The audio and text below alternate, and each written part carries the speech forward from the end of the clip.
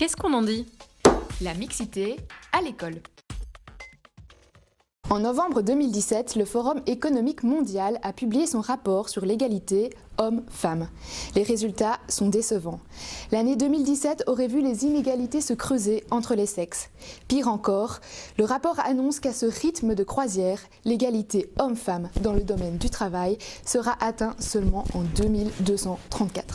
Oui, vous avez bien entendu, 2234. Comment est-ce possible alors que depuis des années déjà, et ce dès leur plus jeune âge, filles et garçons partagent les mêmes bancs à l'école? Est-ce que la mixité scolaire aurait eu un effet négatif sur l'égalité homme-femme? C'est ce que pensent certains sociologues, pédagogues et féministes. Une idée saugrenue et paradoxale selon vous, n'est-ce pas? Bien sûr, de leur côté, les défenseurs de la mixité disent qu'il s'agit d'un outil de lutte contre la discrimination des genres. Une arme qui a mis fin au modèle patriarcal traditionnel. Mais cela fait 40 ans que plusieurs générations de jeunes et d'enfants sont éduqués dans ce système. Est-ce que filles et garçons bénéficient actuellement des mêmes chances pour autant? Pas vraiment. Les faits sont là.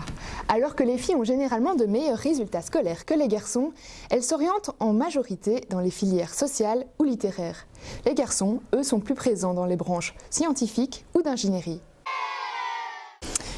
Pourquoi la mixité scolaire n'a-t-elle pas produit les effets attendus? Eh bien, il faut se rappeler que la mixité scolaire s'est imposée pour des raisons économiques. C'est simple, il fallait remplir les écoles.